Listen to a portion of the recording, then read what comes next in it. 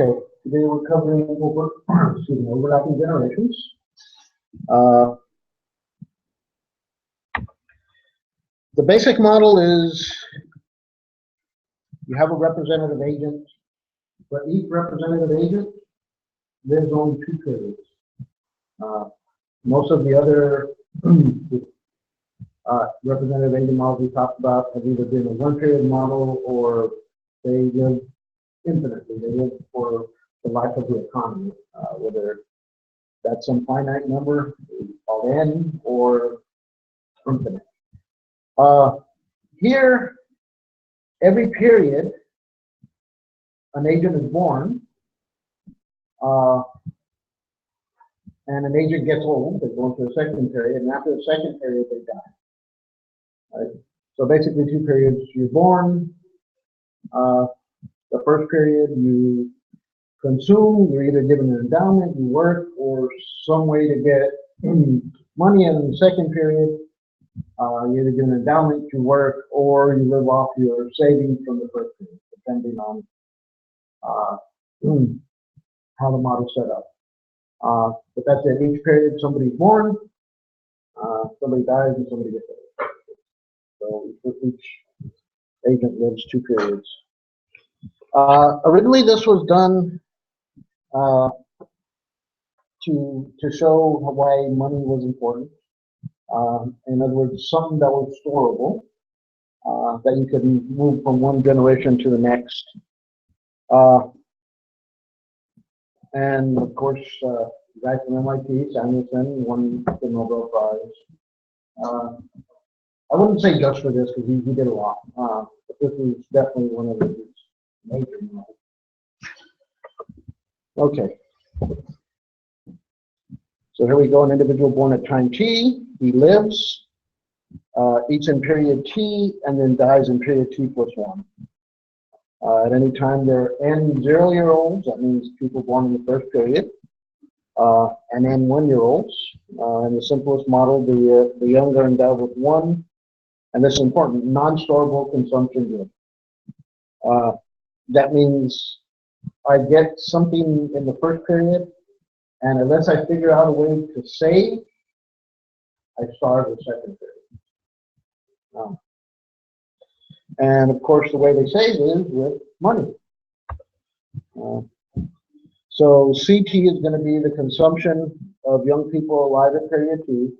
CT prime is going to be the consumption of old people alive at period t.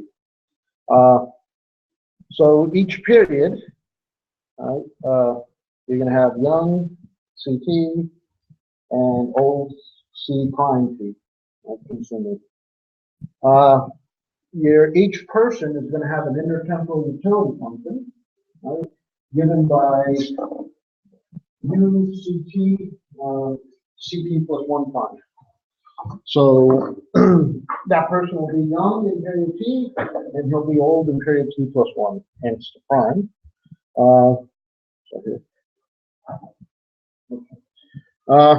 So the members of each cohort are treated identically. We assume everybody's a representative agent, basically the same. Each person has the same utility function.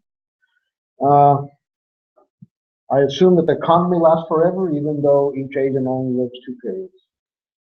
So, the set of feasible allocations in the economy is as follows. C0, C prime 0, C1, C prime 0, C2, C prime 0, all of which, and CT, C prime 0 is non-negative, and CT plus CT prime, right, is going to be less than or equal to 1. So the most they can consume is with the endowment they get, right? So we can think of it as God giving each generation an endowment, giving them something to consume throughout their life. Right? So I allow the individuals in the economy to trade. Since a good can't be stored, the old have nothing to trade, so the young won't want to trade with them because the old don't have anything to give them. because they couldn't store what they got in the first period. In that case, we'd have an equilibrium that's not very satisfying. We just basically have young people consuming a lot and old people starving to death.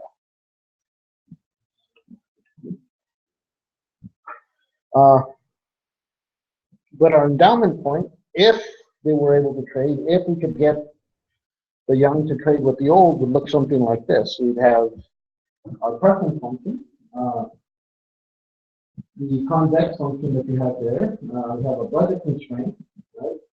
That shows the one, the one unit allocation, and basically average consumption of each generation, what we call C prime. So when they're young, they consume, C bar.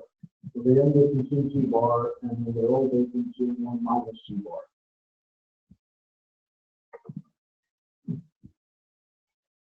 But we're assuming that everybody has the same utility, therefore they're going to maximize utility similarly, exactly the same actually. So the market equilibrium economy isn't going to be efficient for the first reason we talked about, not the graph we were showing. All right, the basic reason for the failure is that the welfare optimality theorems, in this case, the individual can't trade with future generations. In other words, I can't trade with somebody who's not born yet. Right?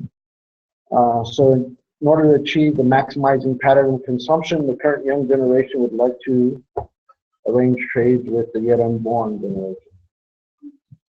So each generation gives up 1 minus C prime to the current old generation. In return, each old generation is promised 1 minus C prime from the young generation.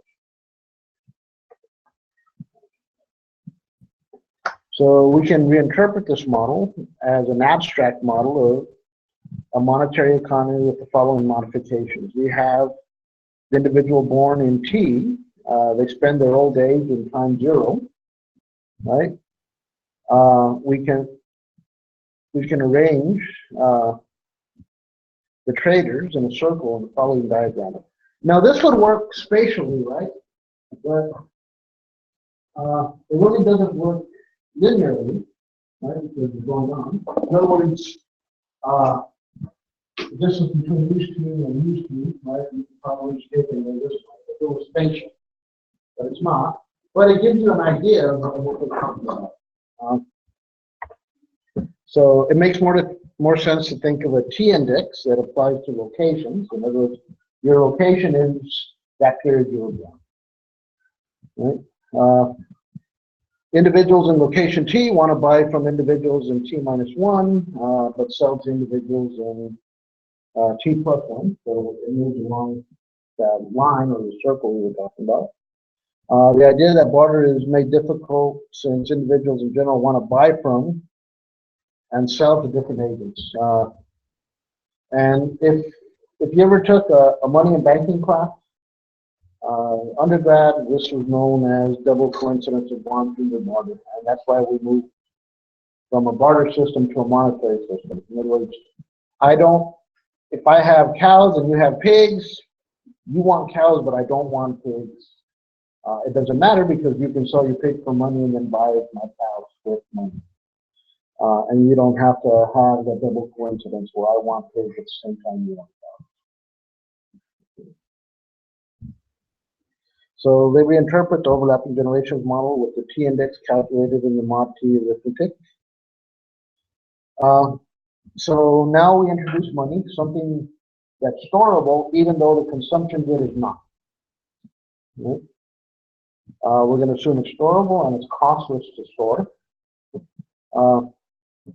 And the money itself has 0 value, except that you can trade it. Right? So the paper, they have paper money, the paper has no value. Assume consumption today is transferred to consumption tomorrow using money. Right? In other words, I can store it, so therefore I can buy consumption tomorrow if I save the money, if I don't stress it. In other words, assume that the young will give up some output today in exchange for money. If they're confident they can use that money to purchase output tomorrow. So we come up with the following constraints. Here I have money demand, the money demanded by the young people, is going to equal the price of the consumption good times what they say, 1 minus CP. In the next period for that generation, PT plus 1 times CT plus 1 prime, right, when they're old, consumption when they're old, how much it'll cost them, will equal their money supply. In other words, the money that they saved when they were young, right, now is going to be their money supply when they're old. And they can trade that money, right, with the younger generation for consumption goods at price PT plus 1. And of course, that's going to be equal to what their money demand was because that's what they saved. I assume that the total money supply per capita is constant at M. Assume individuals behave competitively in the sense that they're price takers. Okay. So I observed that the choice between money balances in T and PT plus 1, the price level in period T plus 1, is given equivalent to choosing, right, the consumption for the old generation in T plus 1. So our maximization problem becomes the following. I want to maximize the individual's intertemporal budget constraint for the 2 periods, max UCT prime plus 1. I'm sorry, U prime CT plus 1. Subject to or constraint, subject to money demand equaling PT plus 1 minus CT and PT plus 1 CT plus 1 prime equaling money supply in period T plus 1, which also has to be equal to money demand in period T. Okay. In equilibrium, our money supply has to equal our money demand, the amount of money. So I can eliminate the superscripts for money demand and money supply since they have to be the same. And doing the math, I get PT CT plus 1 minus CT is equal to PT plus 1 CT plus 1 prime.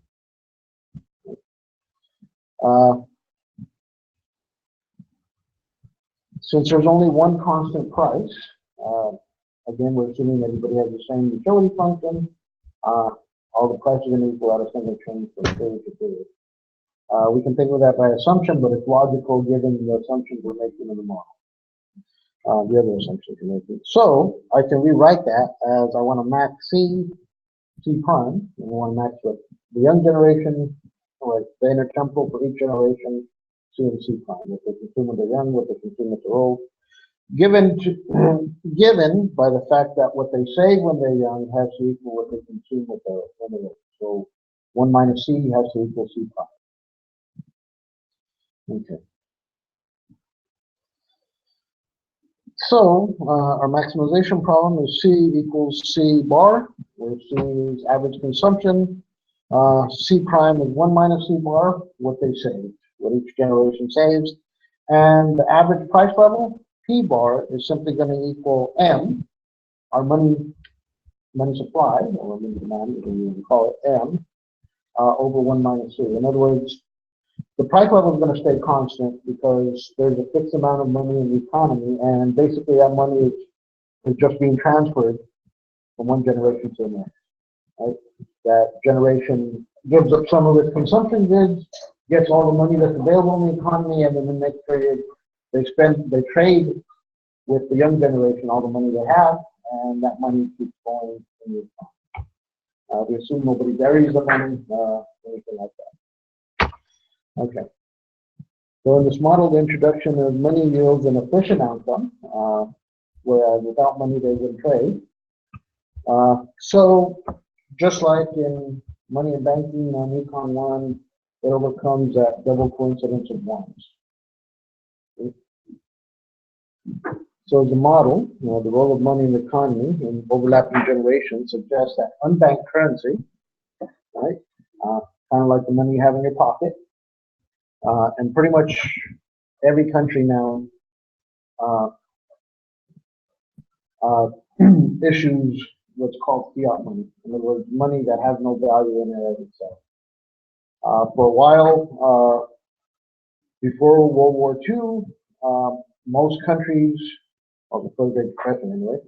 Most countries had their money backed by some metal, gold or silver. I'm sorry? Mhm.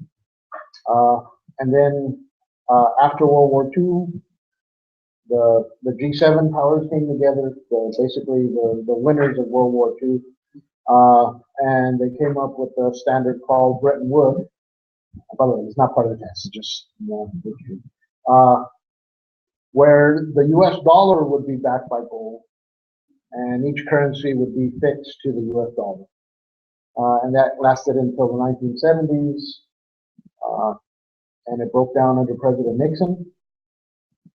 And from that point on, pretty much the majority of countries we have paper money that's worthless unless like, the government forces you to take it.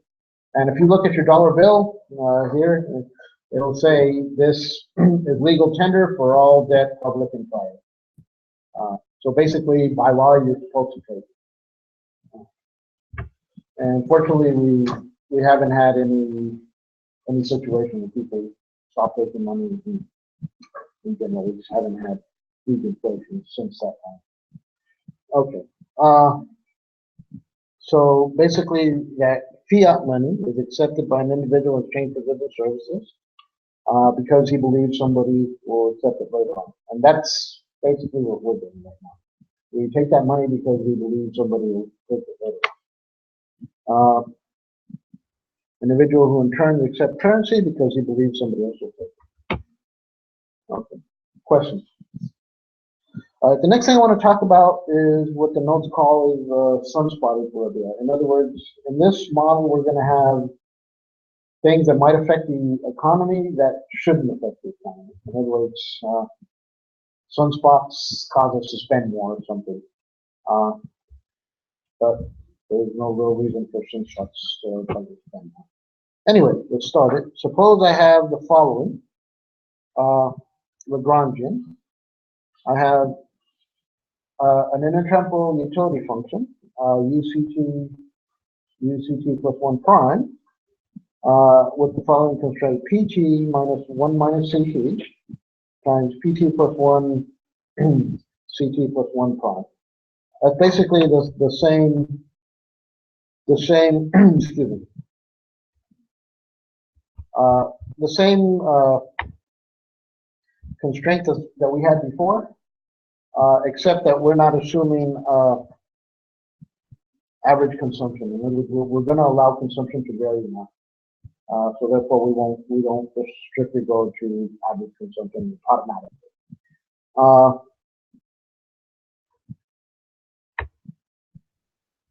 Okay. So I take the first order conditions, first with respect to CT, right? And I get U1, and I plug in CT. And for CT plus 1, I use a constraint, right? And I call it PT, or I calculate it, and I get PT over PT plus 1 times 1 minus CT, what they say, right? So the ratio of prices times the amount they're saved, and I just plug that in for CT plus 1, right? So I call it U1, and of course on this side I have CT here, so basically it's times lambda PT, so on that side I get lambda PT.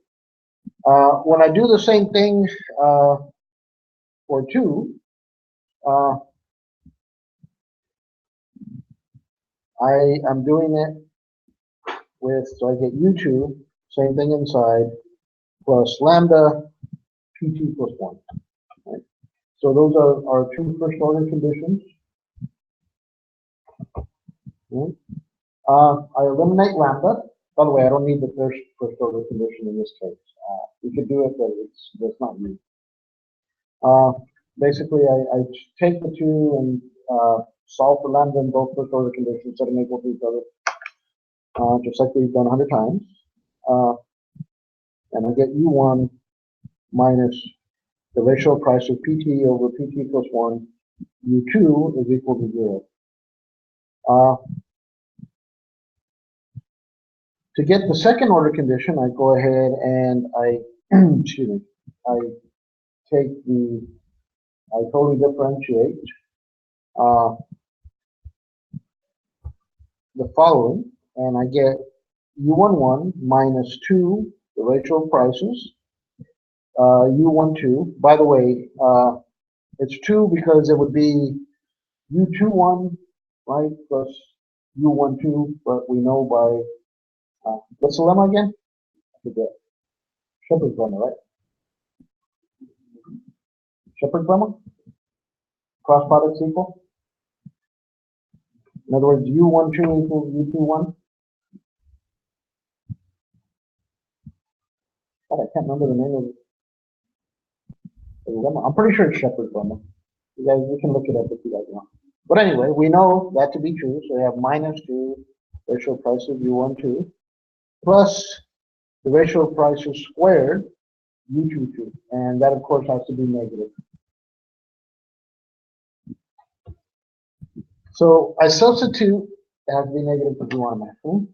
So I substitute the market clearing conditions. That is CT is equal to 1 over M over PT, and CT plus 1 prime is equal to M over PT plus 1. By the way, we're not assuming that consumption is the same, but we are assuming that the money supply stays the same. So I go ahead and plug that into our first order condition that we had a while ago. So basically, I have a first order condition that no longer depends on consumption, but now depends on prices and money supply. So since money supply affects prices, basically it affects, this is something that's determined by money. So the above equation is an autonomous first order difference equation in PT plus 1. So I'm going to go ahead and write, I'm sorry, in PT, I'm going to go ahead and write PT plus 1 as a function of PT. So I'm just going to call it G of PT. Okay. One solution to the difference equation is the stationary solution where price is constant, right, just like we had before, from which we conclude that P bar is a fixed point of G, the function G. I also want to examine a non-stationary solution, which was kind of the point, right? We want consumption to vary for some reason. So to the first order nonlinear difference equation, I have the first order necessary condition that PT plus 1 equals, and PT plus 1 equals GPT. So the function that satisfies the following, right? So anywhere I have PT plus 1, I substitute GP, the function. So basically this is our first order condition that's substituted. Right? So I differentiate the above with respect to P and solve for G prime. So I differentiate this and solve for G prime. And I get the following: U2 minus M over P prime, U11 minus U21. Remember, U21 is just we're doing the differential, or we're taking the derivative of the condition first with respect to the first argument, and then with respect to the second. So this is G prime P, and these are, and it's equal to this ratio right here. So basically, we just have to figure out what the sign is. So, right. So I use the second order sufficient condition, right, which we came up with a little bit ago. Oops, I went down too much. This one down here, right? Using that as negative, I can conclude that U11 minus U21 is going to be less than U12 minus U22 at P prime, to conclude the following: that U2 minus M over P bar U11 minus U21 is greater than what's in the denominator. U2 minus M over P prime U12 minus U22. So, right, this is bigger than this, and they're both positive. So if U2 is greater than this, M over P bar U12 minus U22, then, well, if that's true, and of course this would be, when we include the C's, equal to minus C bar prime, du2 1 minus C bar times C bar dC bar. Basically plugging the C's back in and taking the differential. Wow, that was really good. That's why I was late. I was waiting in the car, waiting for it to stop a little. Okay. Thus, if the elasticity of U2 is less than 1, for example, we conclude that G prime P bar is greater than 1 and P bar is an unstable equilibrium point. This results like our conclusion in the case of the Sadowski model. Hopefully you guys remember that. Not go back. So under the assumption, we would expect to be most conductive to, or we would expect to be most conductive to stability. The stationary equilibrium is unstable in this case. As in the Sadowski model, the mathematics implies a unique P is consistent with equilibrium in this perfect Forsyte world. Right? It would be rational to suppose that if P wasn't P bar, if for some reason P was less than P bar, then PT runs into the non-negativity constraint. Means goes to 0. And if P is greater than P star, then the value of money goes to 0 because prices go to infinity. But if money has some non-zero utility value, in other words, we drop the assumption that we've had so far that this is just paper money and worthless, but has some non-zero value, for instance, gold, right? Or even paper can be burned for war, used for art, as the author says. Then only P will equal P bar, and would be the perfect Forsyte equilibrium. So the point here is that we can have, if everything is imperfect, right, we can have things that shouldn't affect the model affecting the model. So some spots showed P to be different than P star, and basically the model falls apart. We either get inflation or money becomes worthless, just because people won't take it anymore. We can also discuss the outcome predicted by the sequential equilibrium model. Suppose instead of a perfect Forsyte P bar, right, we have some expectations of what prices should be.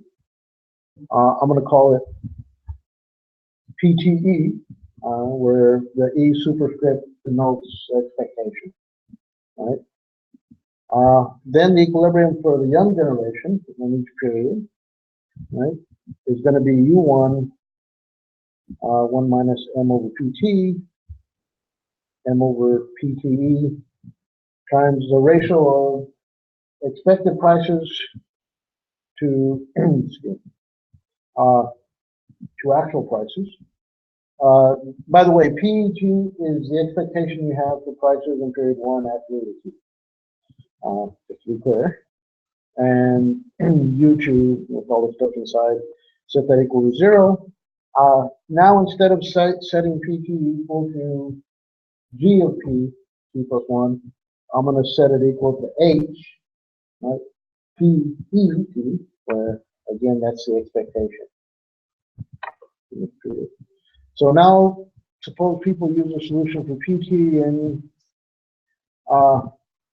one period as expectation. Next period, will PT converge? If so, what will it converge to? Observe that H is simply the inverse of G. Right? So that H prime P bar is less than 1, and the solution will be a stable equilibrium in precisely the situation we expect it to be. Also, if we modify the expectations to be adaptive, i.e. what we did with our adaptive expectations under inflation, so PE T plus 1 is equal to phi PTE plus 1 minus phi PT plus 1, where that's the actual price. And I can rewrite that as phi PET plus 1 minus phi H PET plus 1. Then the model will be stable in the same case. Right? Nonetheless, the above restrictions on equilibria might not hold, so the system with sequential equilibrium might not be stable. In the stochastic case, this can lead to sunspot equilibrium, right? Whereas information relative to the fundamental determinations of asset prices nevertheless influences the equilibrium and therefore asset values, and basically throws us out of equilibrium for essentially no reason. Okay. Questions? All right, next we've been assuming that the young generation gets an endowment. We're going to relax that assumption and now assume that they have to work for the money. Right? So to get like a business cycle model out of overlapping generations, I introduced labor supply decisions by the household, and they get compensated, right, for their labor N with consumption. So let preferences be as follows: U C1N, they work in that first period, plus B C plus 1. In other words, we're going to make the utility additive to simplify it. Throughout the discussion, we'll consider only stationary solutions to the relevant first order conditions, although the above discussion of non-stationary solutions can be readily extended to this stuff with the added utility function, additive utility function. Supply in the first period. The demand for cash at the end of the first period is M tilde, and that's going to equal P0 N minus C0. In other words, what you work minus what you consumed, in other words, what you save, what you earn, that's what you consume, times the price. Right? And this is spent on goods next period, so M tilde again, next period will equal P1 times C1 for each generation. Okay. So we're going to start with a model in which money is constant, just like we've been assuming. So I want to max our utility, right, through the three models, and how much I work, how much I consume in both periods, right? Subject to the constraint that C1 is equal to N minus CO. In other words, what I consume when I'm old is what I saved when I was young. Okay. I'm going to assume a stable P, and that's going to be given by M equals P bar T1. Okay. Next, I want to talk about, instead of having, by the way, your author just kind of skips this and assumes that you've done it enough so you can do it. And I take that.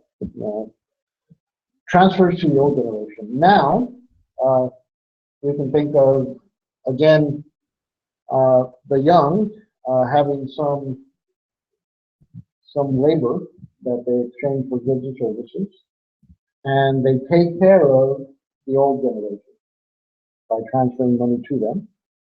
So now assume that the quantity of them is changed via transfers from the old generation.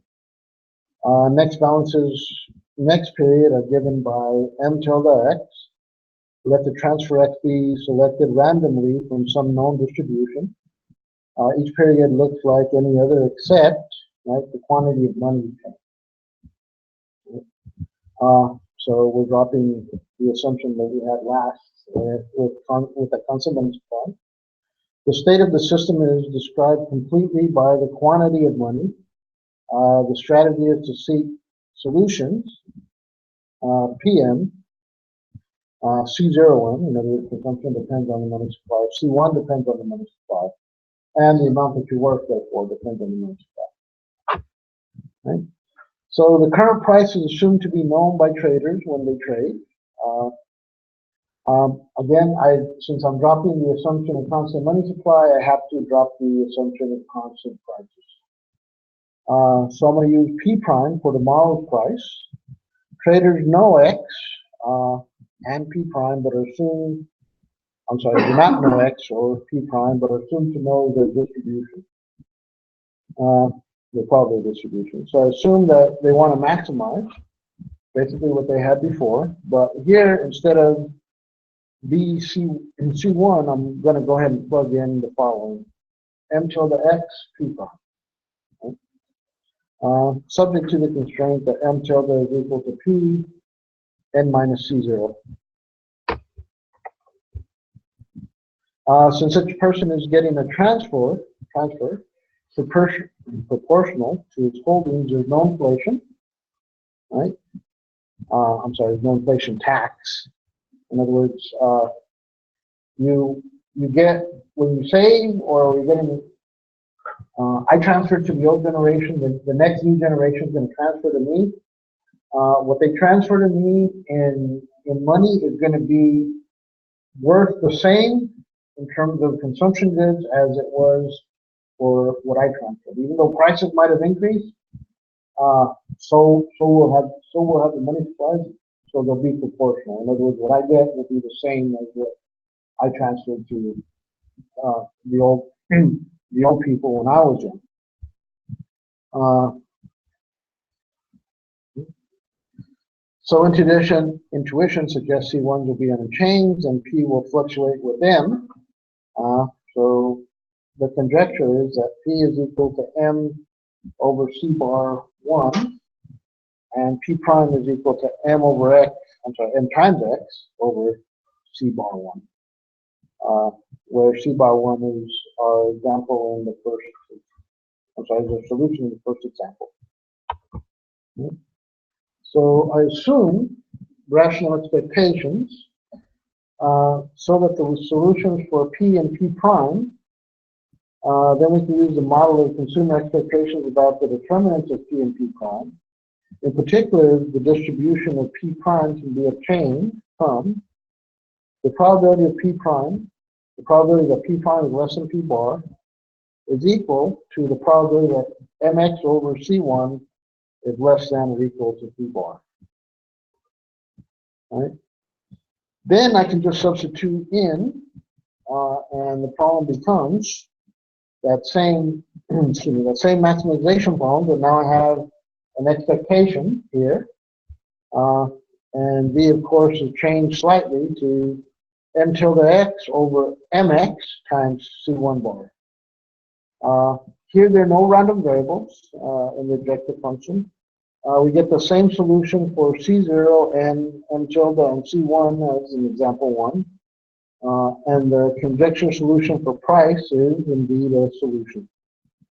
It doesn't change. Well, it stays proportional to money. The consumer does not choose C1 in the last one. Yeah, that's equation 22 in your notes. To maximize utility. It is what he knows the equilibrium consumption will be, but the consumer is not responsible for maintaining equilibrium in the market by himself. Refer back to the Cass-Koopman competitive version, or the competitive version of Cass-Koopman. Okay, so basically that was a model of Social Security, and that's a lot of the reason that Samuelson was doing these models, because he was worried about Social Security. Not worried, he wanted to show that it was a good thing. So now suppose there's a lump sum transfer to the young. in quantity m times z, where z has a known distribution. So z is some random variable with a known distribution. The young tomorrow will get a gift which is unknown today. I don't know how much I'm going to get. Right? Of course, I'm not born yet, so don't know how known it is. But nobody knows what the new generation is going to get. When the current young get mz, the old have m, so the money supply is going to therefore be m1 plus z. The young person's budget constraint when young becomes therefore m tilde is equal to p n minus c, in other words, p times what they save plus mg, in other words, the endowment they get, and how much they save out of what they work.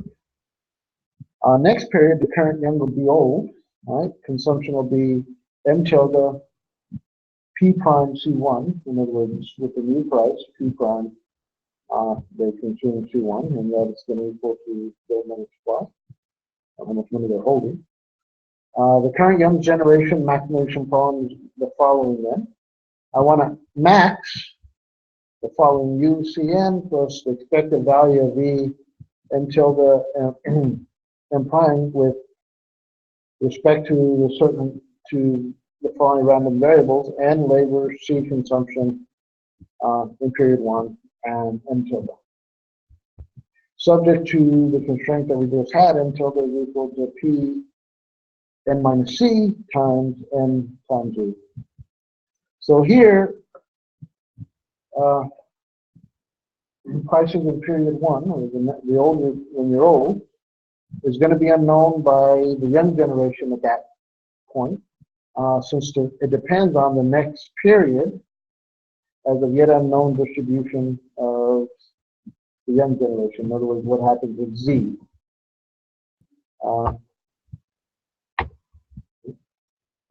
So how do we solve this problem? Our aim is to eliminate as many variables as possible to simplify the problem, attacking 2 steps. Given m tilde, find the maximizing consumption and labor. In other words, holding m tilde fixed, I maximize with respect to CNN. Find the equilibrium behavior of prices. To do the latter, we guess a solution for P as a function of the state of the economy, or P is some function of the money supply on Z, the unknown quantity to the young generation. So if our guess is correct, the expectations are rational, and a good model for the expected price next period would be as follows. P prime is going to equal P, some function of m prime Z prime, and that's going to equal P, some function of, or some function of m 1 plus z, Z prime. So the distribution of Z prime, with the distribution of Z prime known and Z known to the young, right? To carry out that strategy, we're going to do the following. I want to max holding P tilde fixed. Just max U equal to C and M, where C is consumption in the first period, which will determine consumption in the second period, obviously. Subject to your savings, C minus M, or the opposite of savings, inverse of savings, equaling to mz minus m tilde divided by P. Now notice that this, right, you can think of as negative savings, but aside from just what they're working, they're also getting the transfer. Okay. So I assume neither leisure nor consumption are inferior goods. So I want to consume, I like leisure and I like consumption. Right? Consumption minus real labor income, C minus N, can be either positive or negative depending on m tilde. M times Z minus m tilde over P will be the intercept of the budget constraint with the C axis in the diagram. An upward shift in the constraint follows from an increase in the difference between mz minus m tilde divided by P. So our constraints, and then when we have that difference, we get a shift up. And notice that in here, when we get the shift up, the income effect, right? The income effect dominates the substitution effect. Why? Because they work less. They get more money, they work less.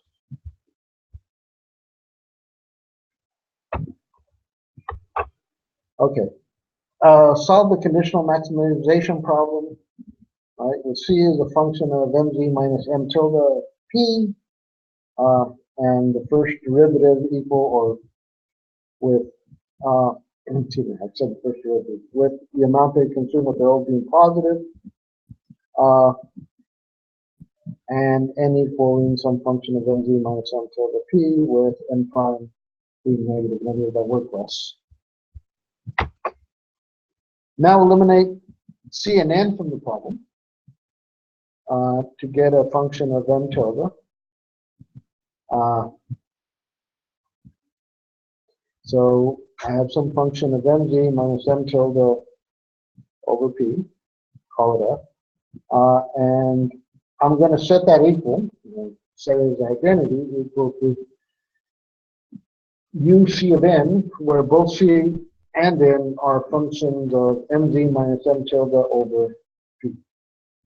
Right?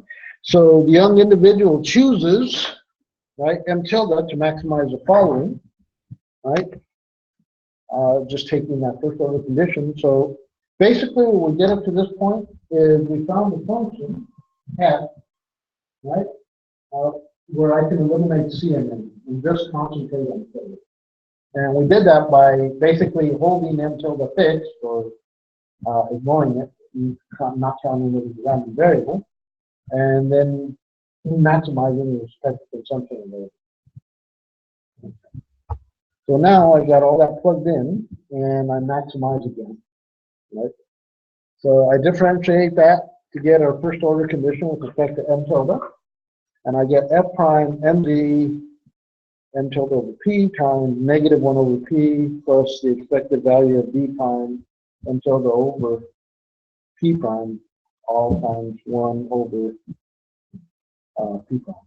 Basically taking the derivative of expectations with respect to m tilde, I get b prime, and then what's on the inside is likely. Now impose the equilibrium conditions in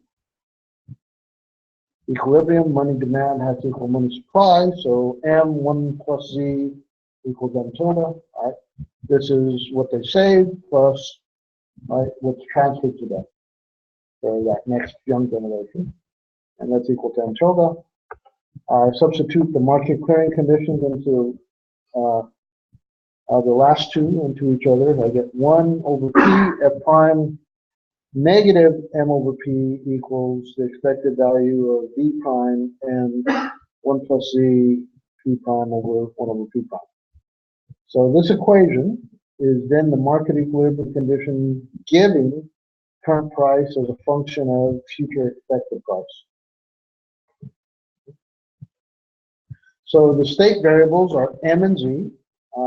So we guess a solution for, as we said, p is equal to some function of n and z. We further know that m is the known historical quantity of money. If this is double, we'd expect all future prices to double, which makes sense. Hence, we guess that p, function of mz, is equal to m times phi z. That is phi, right? Yeah. Little phi z. Substitute, I guess, into the equilibrium condition and just plug. So I get 1 over n phi z times f prime negative 1 over phi z, and that's equal to expected value of b prime m plus 1 plus z over m plus n 1 plus z times p z prime times 1 over n 1 plus z phi z prime, where z prime is of course the transfer to the new young, the new young generation the next period. So here we assume the expectations are rational, so that if p is equal to m times phi z is equilibrium function pricing, then p prime is going to equal m prime phi z prime. So therefore, it'll equal, since m prime is equal to m1 plus z, p prime is going to equal m1 plus z phi z prime. Right?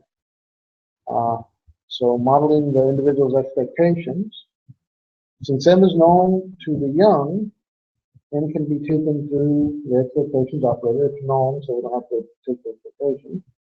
I can rewrite that last equation as 1 over phi z times f prime 1 over negative phi z. That's equal to expectations of v prime 1 over phi z prime times 1 over 1 plus z phi z prime. I also know that z plus 1 is known, at least for young, this period, and therefore also constant with respect to the distribution of next period prices, since it too can be taken out of the expectations. And I get 1 plus z over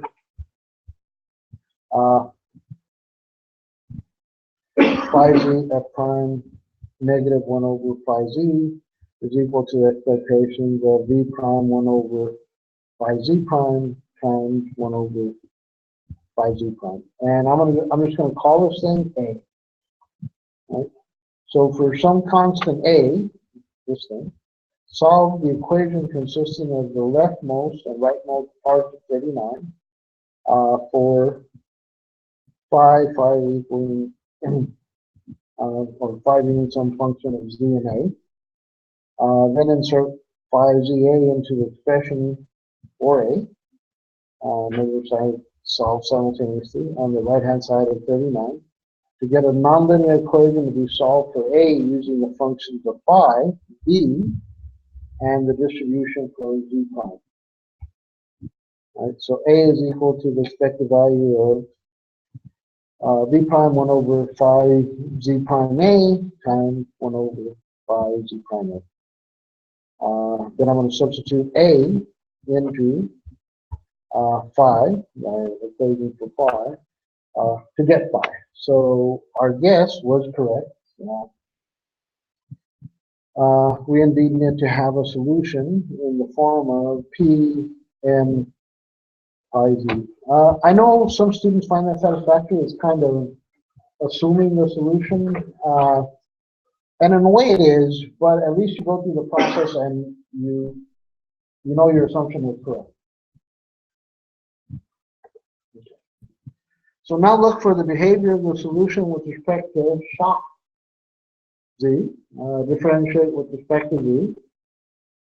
So I get a big ugly thing there, 1 over phi f prime negative, a function of negative 1 over phi, minus 1 minus z phi squared times phi prime f prime being a function of 1 over phi times negative 1 plus 1 plus z over phi times f double prime, function of 1 over phi negative, times 1 over phi squared times phi, not phi. I'm sorry, phi prime.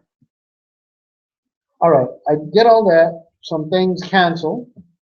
I simplify and I get the following. By the way, the 1 minus negative 1 over phi should still be there. But I can cancel a lot of stuff. So I get f prime minus 1 plus z phi times f prime minus f double prime phi times f prime. All of that equals 0. So, right, from that I conclude that f solving for phi prime z is equal to f prime 1 plus z phi times f prime minus f double prime over phi. And that's positive, assuming that the f is well behaved. Right? Second derivative negative, first derivative positive. Also, that 1 plus z over phi times z prime z can be written as f prime over f prime minus f double prime over phi, and that's going to be in the subset of between 0 and 1. So from that analysis, right, we conclude that P does not move proportionally to 1 plus Z, even though it would move proportionally to changing the money supply, but this transfer messes things up. Right? The young hold over some cash for consumption tomorrow. The notion of the economy through time is given by M in T plus 1 is equal to MT times 1 plus ZT. PT is equal to MT phi DT, and NT, which we're working period 2, is equal to N times 1 minus 1 over phi ZT. And finally, that CT is equal to C over negative 1 over phi Z, with Z being an identically distributed, an individual identically distributed shock. So I have my short run, non-neutrality of money in this case. In other words, now with that shock of Z, money has a real effect, at least for a while, right? At least for a generation. Here, in that P does not move proportionally to 1 plus Z. However, we have the quantity theory result in that the expected value of the real money supply is equal to the expected value of 1 over phi ZT. Right? And that's constant. Also, M0 equals beta M0, and M2 equals beta M2, and P2 equals beta P2, which means that beta has equal 1.